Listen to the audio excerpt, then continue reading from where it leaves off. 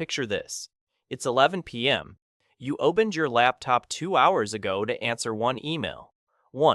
And now you're deep in a tab about whether penguins have knees. You've added 3 things to a cart you won't buy, and the email is still sitting there, unread, blinking at you like it's disappointed. You didn't decide to do any of that. Not really, your brain did. And it thinks it just did you a favor. Here's the uncomfortable truth. You are not the calm little CEO of your own head. You're more like the person in the passenger seat, occasionally grabbing the wheel while a very anxious, very old, very cheap piece of software drives the car. And today we're looking at exactly how that software sabotages almost every decision you make without you noticing. Let's start with the biggest lie your brain tells you every single day. The lie that you are a rational person making rational choices. You're not. Nobody is. Your brain runs on 2 systems, and only one of them is the thoughtful one you like to brag about. Psychologist Daniel Kahneman called them System 1 and System 2. System 1 is fast, automatic, emotional, and always on. System 2 is slow, careful, logical, and honestly, kind of lazy. You'd like to believe System 2 runs your life. It does not. System 1 makes most of your decisions, and then System 2 shows up afterward like a lawyer, building a case for whatever you already did. That's the first sabotage. You think you're deciding, you mostly just explaining. Here's a small example. You meet someone new. Within about 1/10 of a second, your brain has already decided if you trust them. 1/10 of a second. That's research from Princeton by Janine Willis and Alexander Todorov. Longer looks didn't change the judgment. They just made you more confident in it. So the next time you say, I just had a bad feeling about them, be honest. You had a bad millisecond about them. Everything after that was your brain writing the essay. Now let's talk about the sneakiest saboteur of them all.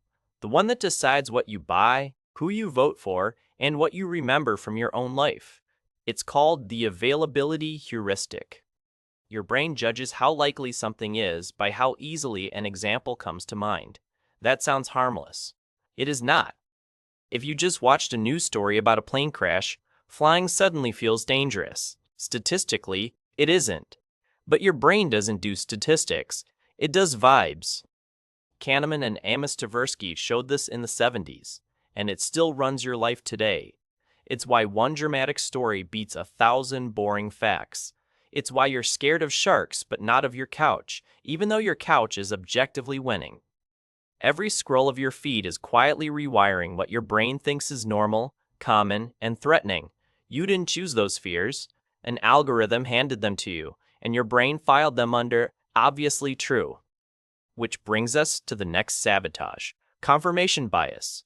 The reason you can read the same article as your uncle and walk away with completely opposite conclusions. Your brain doesn't hunt for the truth. It hunts for evidence that you were already right. Anything that agrees with you feels smart. Anything that disagrees feels suspicious, biased, or written by an idiot. Peter Wasson ran a classic experiment in the 60s where people were given a simple number rule to figure out. Almost everyone tested examples that confirmed their guess, and almost no one tested examples that could prove them wrong. That's you. That's all of us. You don't argue to learn. You argue to win. And your brain rewards you with a little hit of certainty every time it finds something that agrees with the story you already believe. Now let's get to the decision killer nobody warns you about. Loss aversion. Losing something feels about twice as painful as gaining the same thing feels good. Twice. That's not a metaphor. That's roughly the ratio Kahneman and Tversky measured in their work on prospect theory. Which means your brain is basically a nervous accountant, terrified of red ink. You'll keep a job you hate because leaving feels like losing. You'll stay in a bad relationship because ending it feels like losing. You'll hold on to a stock, a subscription, a plan, a friendship, long past its expiration date because letting go feels like defeat. Marketers know this. That's why every ad screams, don't miss out. They're not selling you a product. They're selling you the fear of losing something you never even had. And your brain, brave little coward that it is, falls for it every time. Here's another one that's costing you money right now. The anchoring effect. The first number your brain sees becomes the reference point for everything after it. even if that number is completely random, even if you know it's random. In one famous study, researchers spun a rigged wheel of numbers in front of participants, then asked them unrelated questions like the percentage of African countries in the UN. People who saw a high number on the wheel gave higher answers. People who saw a low number gave lower ones. The wheel had nothing to do with anything. It didn't matter. That's why a jacket marked down from $400 felt like a steal at $150, even though you'd never pay $150 for it if you saw it fresh. That first number planted a flag in your brain, and every judgment after that leaned toward the flag. You are being anchored constantly by price tags, salary offers, real estate listings, first impressions. Your brain isn't evaluating. It's comparing to whatever it saw first. Now let's talk about the sabotage that hides inside your best intentions. It's called present bias, and it's why the version of you that plans is constantly betrayed by the version of you that acts. Future you wants to go to the gym at 6 a.m. Present you wants to hit snooze and dissolve back into the mattress. Present you wins every time. Your brain massively overvalues rewards it can get right now, and heavily discounts rewards that arrive later, even if the later reward is way bigger. Economists call this hyperbolic discounting.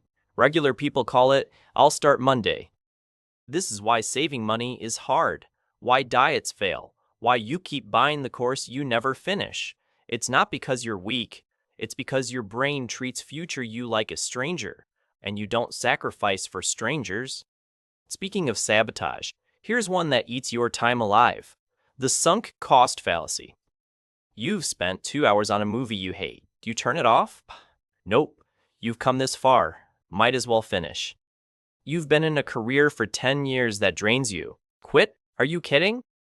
Look at all the years you've already put in. Your brain refuses to let go of anything you've already invested in, even when continuing costs you more than walking away. The economists will tell you this is irrational. The money's gone. The time's gone. What matters is what happens next. But your brain doesn't care. It wants those hours to have meant something, so it doubles down and loses more.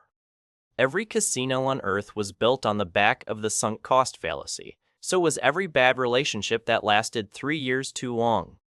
Now here's a small one that quietly shapes almost every choice you make. Choice overload. You'd think more options make you happier. Nope, more options paralyze you. Psychologist Sheena Iyengar did a famous study with jam. She set up a tasting booth with 24 flavors. Then she switched it to just 6. The 24-flavor booth attracted more people, but the 6-flavor booth sold about 10 times more jam. More choice meant more browsing, more anxiety, and more people walking away with nothing. That's you at 9 p.m., scrolling Netflix for 40 minutes, then closing it and just staring at the wall. Your brain didn't fail to pick a movie.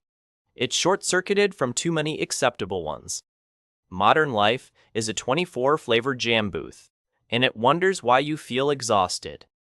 Now let me tell you about the sabotage that's probably running the loudest right now in the background of your life. The default effect. Whatever the default option is, most people just go with it. Not because it's the best choice, because it's the one that requires no decision at all. Countries that make organ donation opt out instead of opt in see donation rates jump from around 15% to over 90%. Same people, same values, just a different default. Your subscriptions renew because the default is renew. You eat what's on the plate because the default is finish. You keep the friends you already have, live in the city you already live in, and follow the path you're already on, mostly because switching would require a decision and your brain, remember, is lazy. Most of your life isn't chosen. It's inherited from the last default nobody bothered to change. Here's a subtle one, the Dunning-Kruger effect. The less you know about something, the more confident you tend to be about it. And the more you actually know, the more you realize how much you don't. David Dunning and Justin Kruger's work at Cornell showed that people at the bottom of a skill range wildly overestimated their ability, while people near the top often underestimated theirs. Which means the loudest voice in any room is usually the one that is thought about it the least, including, sometimes, the voice in your own head. The next time your brain hands you an instant, confident opinion on something you spent 0 hours studying, ask it quietly, are you sure, or are you just early? Now here's one that might sting a little. The spotlight effect. You think everyone noticed. The stain on your shirt. The dumb thing you said in the meeting. The way your voice cracked on that one word. You replayed it 14 times. Nobody else did. Psychologist Thomas Gilovich showed that people massively overestimate how much others notice about them. We walk around feeling like we're on stage, when everyone else is busy being on their own stage. Half your daily decisions are shaped by an audience that isn't watching. You dress for them, you edit yourself for them, you avoid things because of them, and they're not there. Your brain built the spotlight. Nobody's holding it but you. Let's zoom out for a second, because here's the pattern behind all of this. Every one of these little sabotages was useful, once. Loss aversion kept our ancestors from taking dumb risks. Anchoring helped them make fast guesses with limited info. The availability heuristic kept them alert to real dangers. Confirmation bias kept the tribe unified. Your brain isn't broken, it's just old. It was built for a world of small groups, scarce food, and immediate threats, not for infinite scrolling, dating apps, and 401ks. You're running Stone Age software on a modern life. Of course it glitches. Here's the part that should bother you a little. Once you know these biases exist, you don't actually stop having them. You just get better at catching them. Kahneman himself said this, honestly. He spent his whole life studying these biases, and he admitted he still fell for them. Knowing about a mental trap doesn't make you immune. It just makes you a slightly slower victim. So what do? You slow down, especially on decisions that matter. Big choices, big purchases, big arguments, big life pivots. You give System 2 a chance to catch up. You ask, what would I think if the first number I saw was different?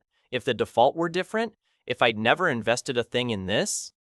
You question the confident voice in your head, and you take the quiet one more seriously.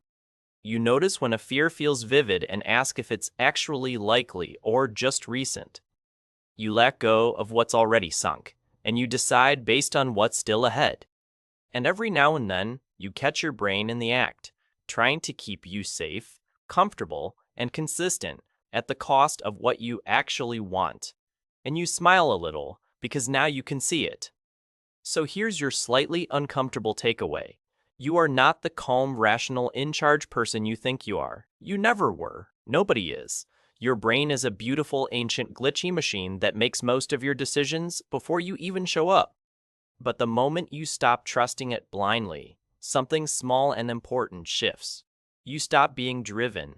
You start driving, at least some of the time. And some of the time is more than most people ever get. If any of this made your brain feel a little exposed, in a good way, you'll like what's coming next. Tell me down in the comments which one of these you catch yourself doing the most. I read them. Subscribe, and I'll see you in the next one.